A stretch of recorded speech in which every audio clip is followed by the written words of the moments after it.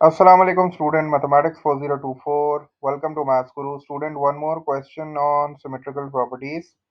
Again the property is the same, external point वाली property है. This is the external point T. यहाँ से दो tangents हमने draw की हैं and एक जो है वो सर्कल को A पॉइंट पे टच होके गुजर गई है, एक सर्कल को B पॉइंट पे टच होके गुजर गई है. तो प्रॉपर्टी कहती है कि भाई दोनों टेंजेंट्स की लेंथ जो है वो बराबर है.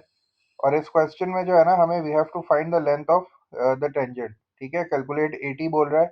इसका मतलब ये है कि हमें टी से लेके ए तक का डिस्टेंस जो है वो फाइंड आउट करना है. और ये जो भी डिस्टेंस आएगा ये एग्जैक्टली टी से लेके बी तक का भी डिस्टेंस होगा. लेकिन उसने हमें टी बी नहीं दिया हुआ, तो इसका मतलब है कि we have to find A T. और एटी फाइंड आउट करने के लिए उसने थोड़ा सा क्वेश्चन में हमें डाटा गिवन है. थोड़ा सा क्वेश्चन को रीड आउट करते हैं and then we will look at the figure कि क्या स्ट्रेटजी यूज करने वाले हैं हम लोग. The question says the diagram shows a circle with centre O. ठीक है, आपको एक सर्कल नजर आ रहा है and the centre of the circle is O with radius 6 centimetre. अच्छा, अब इसने रेडियस जो है ना वो हमें दिया हुआ है 6 सेंटीमीटर. तो दिस इज इंटरेस्टिंग.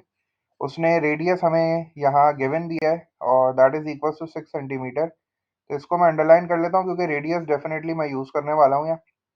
ठीक है, अब यहाँ मुझे रेडियस नजर भी आ गया. ओ से लेके एक्स तक बेसिकली रेडियस ही है, तो इसका मतलब है कि ये जो है ना वो 6 सेंटीमीटर होगा. तो पहले ही मैंने जो है ना इसको मार्क कर लिया ताकि ये है कि आगे जो है वो मैं क्वेश्चन को देख सकूं कि मुझे क्या यूज करना है.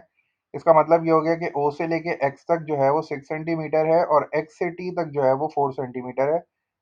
ऐसा क्वेश्चन में जो है ना वो मेंशन है. तो आगे कह रहा है tangents are drawn from T to touch the circle at A and B. ये चीज हमने डिस्कस कर ली कि भाई यहाँ से एक्सटर्नल पॉइंट टी से दो टेंजेंट्स ड्रॉ ही हैं. एक ए पॉइंट पे टच होके सर्कल को गुजर रही है, एक बी पॉइंट पे सर्कल को टच होके गुजर रही है. O X T is a straight line. O X T एक स्ट्रेट लाइन है that is intersecting the circle at point X. ठीक है, ये एक्स एक्स पे इस सर्कल को कट करते हुए आगे जा रही है और टी से मीट हो रही है. This is a straight line और एक्स टी जो है ना वो 4 सेंटीमीटर के बराबर है. तो ये चीज थी क्वेश्चन में गिवन. अच्छा, एक काम मैं और कर सकता हूँ. I need to find out A T. तो एटी पे मैंने क्वेश्चन मार्क लगाया. ठीक है, और फिर मैंने एक काम और ये किया कि सिंस उसने मुझे सर्कल का रेडियस दिया हुआ है, तो अगर मैं ए से ओ तक एक लाइन ड्रॉ करूं तो क्या ये रेडियस नहीं बन जाता? ओ ए भी तो रेडियस ही हुआ ना.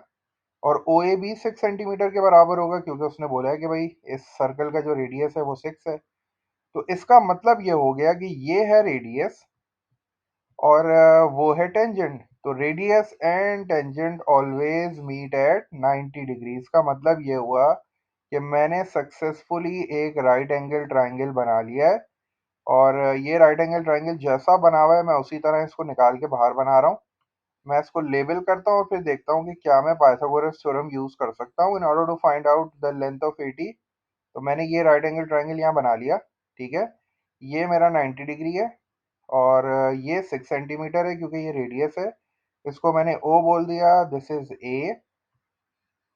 ठीक है, और ये मेरा पॉइंट टी हो गया और ये मुझे फाइंड आउट करना है. उसने कहा you have to find out the length of A T. क्या मेरे पास ओ टी है? ओ से लेके टी तक का डिस्टेंस बिल्कुल है मेरे पास. ये 6 है और ये 4 है, तो इसका मतलब है 6 + 4 कितना हो जाएगा? 10 सेंटीमीटर हो जाएगा. फिर तो बहुत आसान हो गया question. Now I just need to use Pythagoras theorem क्योंकि मुझे जो है वो हाइपोटेन्यूज गिवन है. तो इसको लेबल कर लेते हैं भाई और जल्दी से पाइथागोरस थ्योरम अप्लाई करते हैं. फाइंड आउट करते हैं द लेंथ ऑफ एटी. ये 90 डिग्री है तो इसके सामने वाली साइड हमारी हाइपोटेन्यूज हो गई. और इन दोनों में से फिर हम इसको परपेंडिकुलर बोल देते हैं और इसको हम बेस बोल देते हैं. इट डजेंट मैटर अगर आप इसको परपेंडिकुलर बोलो उसको बेस बोलो, कोई मसला नहीं होगा. हाइपोटेन्यूज स्क्वायर हो गया. ठीक है, हाइपोटेन्यूज स्क्वायर इज 10.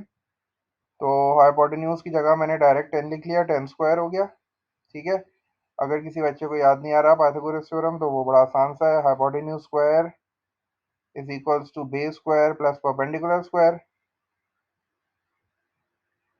ठीक है, अब चूंकि मुझे बेस चाहिए तो इसका मतलब है कि मुझे बेस को सब्जेक्ट बनाना पड़ेगा. तो अब मैं काम ये कर लेता हूँ कि जब मैंने इतनी मेहनत से पाइथागोरस थ्योरम लिख लिया है तो अब नेक्स्ट स्टेप में मैं डायरेक्ट जो है ना वो सब्जेक्ट बना ही लेता हूँ इसको.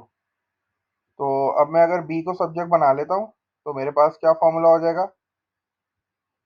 B square is equals to H square minus P square. ऐसे ही है.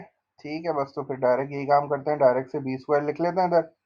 तो B square is equals to what is the value of hypotenuse? Hypotenuse ये बी स्क्वायर को सब्जेक्ट बनाना है, पी स्क्वायर वहां जाके माइनस हो जाएगा, एच स्क्वायर पहले ही रहेगा, तो एच स्क्वायर की जगह मैंने ये 10 स्क्वायर हो गया, दिस इज 10 स्क्वायर। अब फिर वो माइनस हो जाएगा जब इधर आएगा, और पी कितना है मेरे पास भाई 6 है, तो 6 स्क्वायर हो गया, तो 10 स्क्वायर माइनस 6 स्क्वायर। जल्दी जल्दी, ये यहाँ से जो है ना मैं स्क्वायर रूट भी हटा देता हूँ, स्क्वायर हटा के जो है वो स्क्वायर रूट लगा देता हूँ दूसरी साइड पे। 10 स्क्वायर इज 100, तो ये मैंने 100 लिख लिया अंदर डायरेक्ट 100, और माइनस कर लो जल्दी से, 6 स्क्वायर इज 36, तो 100 माइनस 36 इज 64, और 64 का जब मैं स्क्वायर रूट निकालूंगा तो that will be equals to 8। अब कुछ बच्चे बोलेंगे सर प्लस माइनस 8 होना चाहिए भाई, चूंकि ये हमारे पास लेंथ है तो लेंथ कभी भी नेगेटिव नहीं होती, तो इसका मतलब है कि द बेस और द 80। अब मैं डायरेक्ट 80 लिख लेता हूँ क्योंकि क्वेश्चन में हमसे 80 पूछा था, तो 80 is coming out as 8 centimetres, तो this is the answer of this question. ये मेरे ख्याल से 2 या 3 मार्क का क्वेश्चन था, इनफ है। ये वर्किंग ट्रायंगल भी बना दिया मैंने निकाल के, मेंशन भी कर दी है, सारी चीज़ें लेबल कर दी हैं, this is 90 degree, hypotenuse, base, perpendicular, Pythagoras theorem भी आ गया। तो that was all about this question. बस थोड़ा सा ये था कि रेडियस के कॉन्सेप्ट को यूज़ करना था, बाकी तो आसान ही था क्वेश्चन।